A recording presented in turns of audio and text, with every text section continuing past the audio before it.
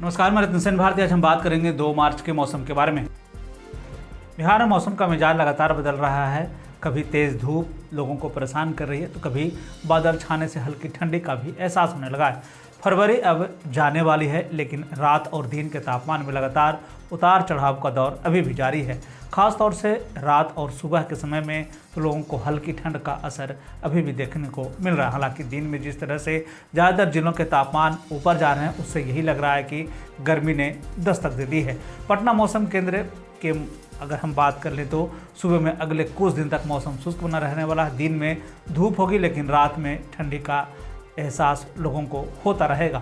ऐसे में अब लोगों को सावधानी बरतने को कहा जा रहा है। प्रदेश में अब गर्मी ने दस्तक दे दी है। ऐसे में दिन में तपिश में बढ़ोतरी होती जा रही है। मौसम में हुए अचानक से बदलाव के बाद से आम और लीची के मंजरों पर इसका प्रभाव साफ तौर पर देखने को मिल रहा है। ऐसे में किसानों को लेकर एडवाइजरी जारी कर दी गई है। ऐसे में पौधा संरक्षण विभाग ने रबी फसल के अंतर्गत गेहूं मकई के उत्पादन में 10% तक की कमी आने की संभावना जताई गई है। बता दें कि विभाग ने कहा है कि गर्मी के कारण फसलों पर यह प्रभाव देखने को मिल रहा है। विभाग की तरफ से यह भी बताया गया है कि फल कम आ सकते हैं और इसमें मिठास में भी कमी आने की संभावना है। विभाग ने यह भी बताया है कि सितंबर 2022 के बाद से बारिश नहीं हुई है, जिसके कारण पत्तों पर धूल जमे हैं, जिसके कारण प्रकाश संश्लेषण की क्रिया बाधित होने लगी है। ऐसे में पत्ते भी काले होने लगे हैं और सड़ने की समस्या उत्पन्न हो गई है। मौसम विभाग के साथ साथ स्वास्थ्य विभाग लगातार लोगों को सतर्क कर रहा है, सावधान कर रहा है। तापमान में हो रहे बदलाव को देखते हुए लोगों को सतर्कता बरतने को कहा जा रहा है। सुबह और शाम ठंड रहने के कारण लोगों को ज़्यादा सावधानी बरतने को कहा गया। दिन चढ़ने के साथ साथ तापमान में बढ़ोतरी देखने को मिलती है। शाम होते ही तापमान कम होने लगता है और सुबह तक इसी तरह के हालात बने रहते हैं। ऐसे में बीपी और शुगर के मरीजों को ज़्यादा सावधानी बरतने को कहा गया है। अगर हम पूरे देश के मौसम की स्थिति पर एक नज़र डालें तो अगले 24 घंटे में कश्मीर, हिमाचल प्रदेश, उत्तराखंड, सिक्किम और अरुणाचल प्रदेश में हल्की से मध्यम बारिश की संभावना जताई गई है। साथ ही साथ पंजाब, उत्तरी हरियाणा और दक्षिणी तमिलनाडु के कुछ हिस्सों में हल्की से मध्यम बारिश की संभावना जताई गई है। जबकि 28 फरवरी से 2 मार्च तक पश्चिमी हिमालय में बारिश और बर्फबारी होने की संभावना जताई गई है।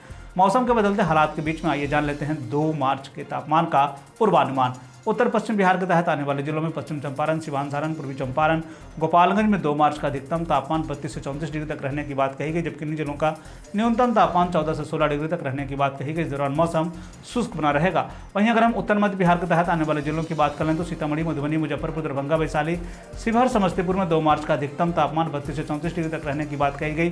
जबकि इन जिलों का न्यूनतम तापमान 16 से 18 डिग्री तक रहने की बात कही गई। इस दौरान मौसम शुष्क बना रहेगा। उत्तर पूर्व बिहार के तहत आने वाले जिलों में सुपौल, अररिया, किशनगंज, मधेपुरा, सहरसा, पूर्णिया, कटिहार का 2 मार्च का अधिकतम तापमान 32 से 34 डिग्री तक रहने की बात कही गई। जबकि इन जिलों का न्यूनतम तापमान 16 से 18 डिग्री तक रहने की बात कही गई।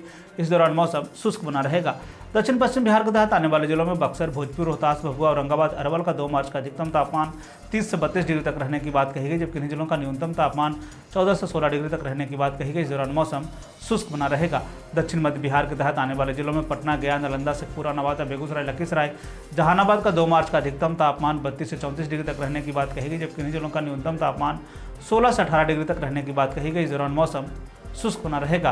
दक्षिण पूर्व बिहार के तहत आने वाले जिलों में भागलपुर, बांका, जमुई, मुंगेर, खगड़िया का 2 मार्च का अधिकतम तापमान 32 से 34 डिग्री तक रहने की बात कही गई। जबकि इन जिलों का न्यूनतम तापमान 16 से 18 डिग्री तक रहने की बात कही गई। इस दौरान मौसम शुष्क बना रहेगा।